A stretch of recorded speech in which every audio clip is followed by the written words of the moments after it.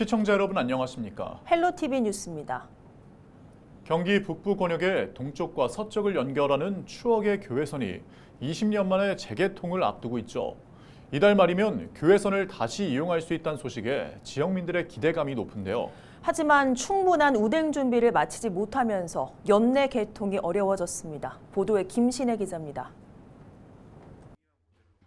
20년 만에 재개통을 앞두고 지난달부터 시작된 교외선 시험 운행. 건널목 차단기와 신호체계 작동에 문제가 없는지 등 23개 항목에 대한 사전 점검이 진행돼 왔습니다. 고요했던 철길에 열차가 다니기 시작하자 지역민들은 교통이 편리해질 날이 한층 가깝게 느껴진다며 기대감을 보였습니다. 처음에 교외선이 들어왔을 때는 아주 그 지역이 바뀐 것 같은 느낌이었어요. 시골 깡촌에 그냥 기적소리 울리고 기차가 들어오고 또 이 지역에 그 열차가 다닌다는 게 아주 그냥 참 좋죠. 편리하면 뭐 말할 수 없이 좋죠. 이달부터는 운전 시간과 이용객 동선 등을 확인하고 직원들의 업무 숙달을 위한 시운전이 시작됐습니다. 개통 직전까지 진행되는 마지막 시운전 절차입니다. 교외선은 고양과 의정부 사이 약 30km를 잇는 열차로 하루 왕복 20회씩 양주 장흥과 송추 등 6개 역을 지날 예정입니다. 그런데 당초 연말로 예정됐던 재개통이 내년으로 미뤄질 전망입니다. 관계기관에서 충분한 준비가 덜 됐다는 판단을 내린 겁니다.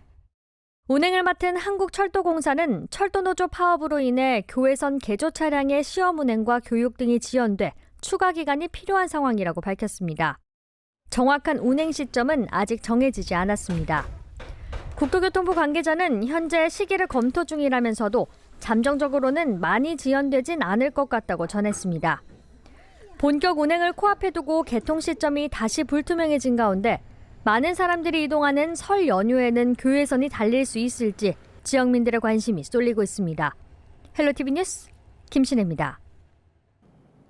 교외선 재개통이 올해 안에 어렵다는 전망이 나오는 가운데 구체적인 재운행 일정이 조만간 논의될 예정입니다. 국토교통부와 의정부 등 관련 지자체, 한국철도공사와 국가철도공단 등 관계기관은 26일 서울역에 모여 일정을 논의할 계획이라고 밝혔습니다. 국토부 관계자는 재운행이 많이 지연되지는 않을 것이라며 관계기관 협의 때 상황을 공유하고 일정을 논의할 것이라고 설명했습니다. 포천시는 지난 23일 수도권 광역급행철도 GTX G노선 포천 유치를 위한 서명부를 김동연 경기도지사에게 전달했다고 24일 밝혔습니다. GTX G노선 유치를 위한 범시민 서명운동은 총 34만 5,425명의 서명을 받으며 당초 목표였던 20만 명을 초과 달성했습니다.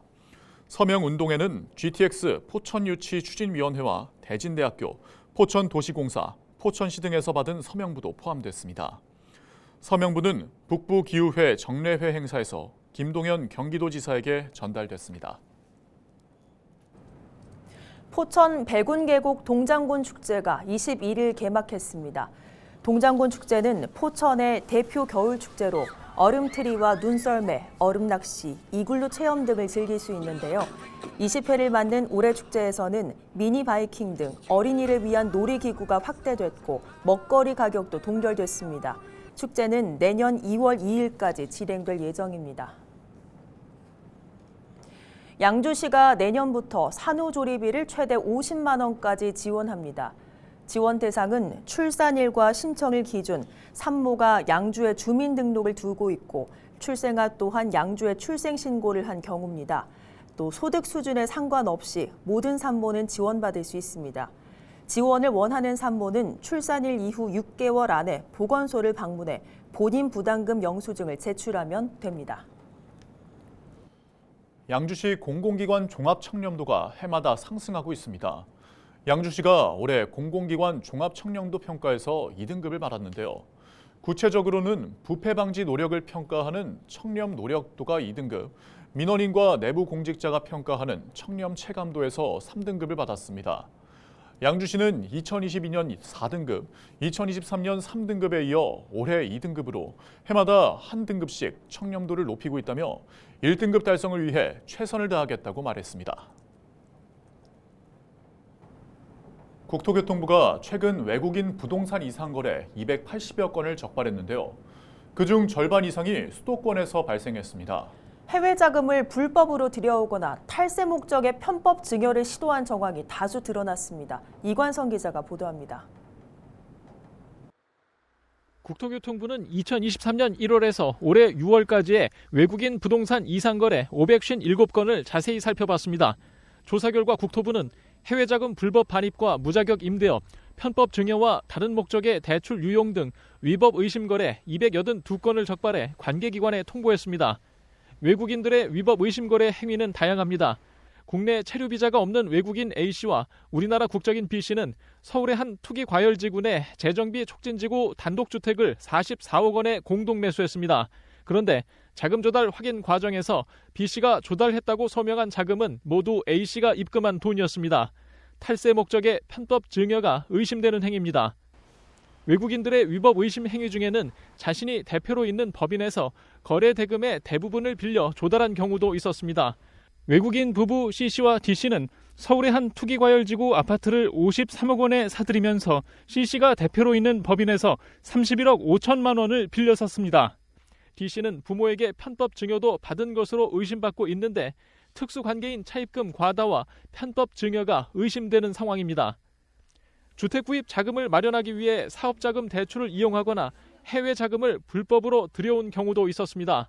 외국인 E씨는 경기도의 한 오피스텔을 매수하면서 금융기관에서 기업시설 자금으로 대출받은 돈을 사용했습니다. 목적 외 대출금 유용에 해당하는 위법 행위입니다. 또 다른 외국인 L씨는 부산의 한 오피스텔 분양권을 같은 국적의 K씨에게서 매수하면서 현금으로 건넸다고 한 계약금과 종도금 증빙을 제출하지 않았고 가족으로부터 3억 원을 빌렸습니다. 해외 자금 불법 반입이 의심되는 행위입니다. 전국 외국인 부동산 거래 위법 의심 행위 중 53.6%는 수도권에서 나왔습니다. 지역별로 보면 경기 지역에서 29.6%가 나왔고 서울 14.8%, 충북 13.6%, 인천 9.2% 순이었습니다. 국토부는 2023년 5월부터 외국인 주택 소유 통계를 확인하며 외국인 투기성 거래를 자세히 살펴보고 있습니다.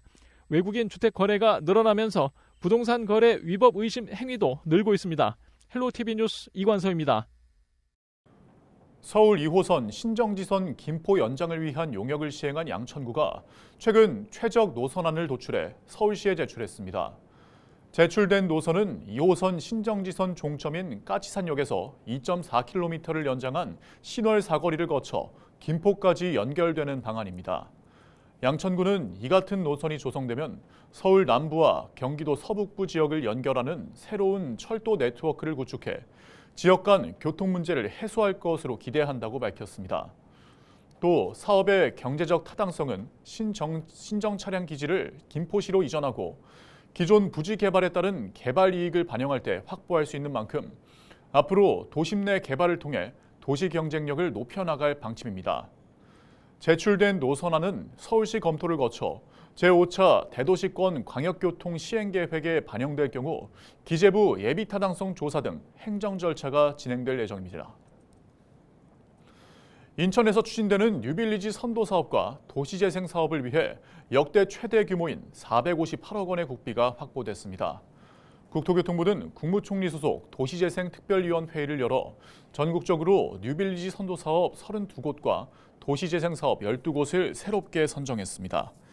인천에서는 뉴빌리지 사업 지역으로 부평구 일신동 일원과 남동구 간석 3동 일원을, 도시재생 사업에는 계양구 작전 역세권의 도시재생 혁신지구 등 3개 사업 지역이 선정됐습니다.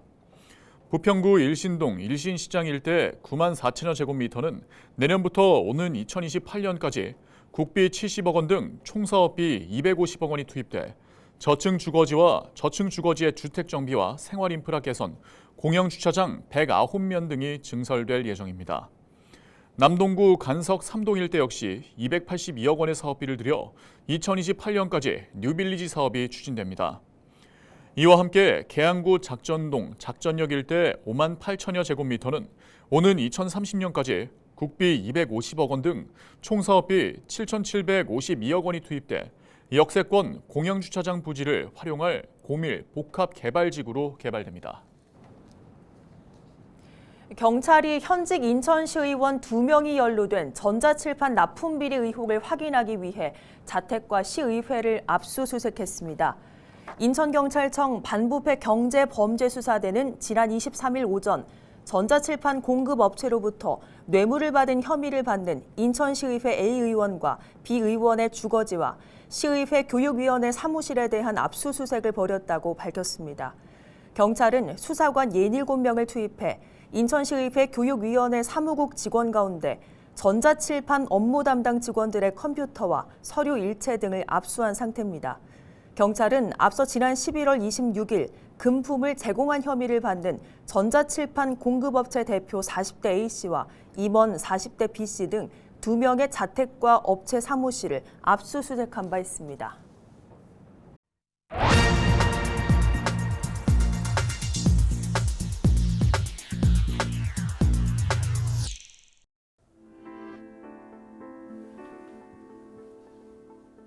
은퇴하신 분들 현재 생활비 넉넉합니까?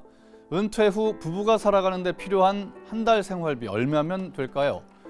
통계청이 가구주들을 대상으로 노후 준비 의식 조사를 해봤더니 월 336만 원은 있어야 쪼들리지 않게 살아갈 수 있다고 생각하는 것으로 나타났습니다.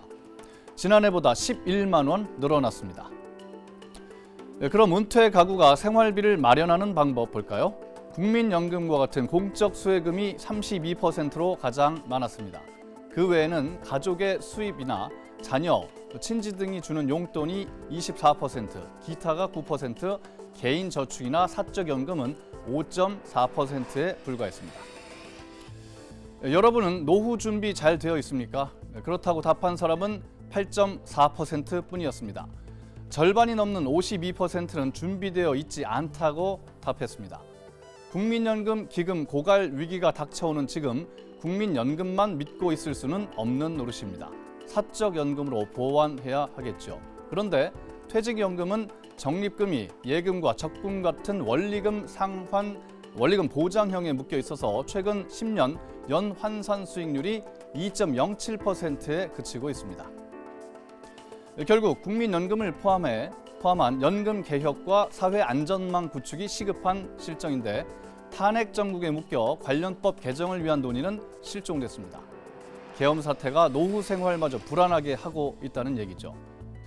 네, 전문가들은 은퇴 준비, 노후 준비는 젊을 때부터 해야 한다고 조언합니다. 허리띠를 조금 졸라매고 사적연금을 통해서 안정적인 노후를 준비해야 한다는 것이죠. 물론 현재 혼란한 전국을 빨리 수습해서 정부가 정년 연장을 포함한 중장년 일자리 대책을 마련하고 사회 안전망을 촘촘히 짜는 것도 급선무일 것입니다. 데스크의 눈이었습니다.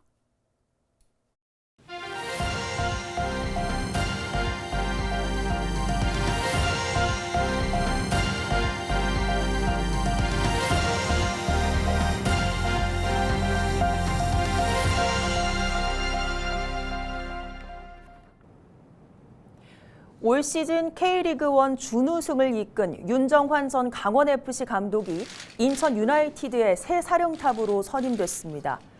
프로축구 인천 유나이티드 구단주인 유정복 인천시장은 지난 23일 시청에서 윤정환 인천 유나이티드 신임 감독을 만나 축하와 격려 인사를 전했다고 밝혔습니다.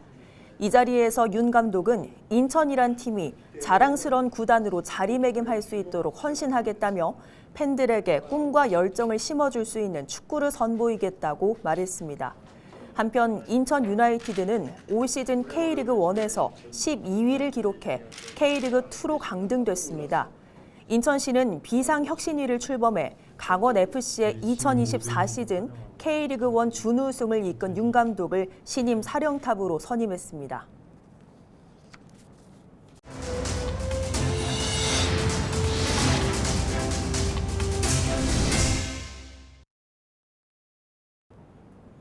이상으로 뉴스를 마칩니다. 저희는 언제나 지역민 여러분과 함께합니다. 시청해주신 여러분 고맙습니다.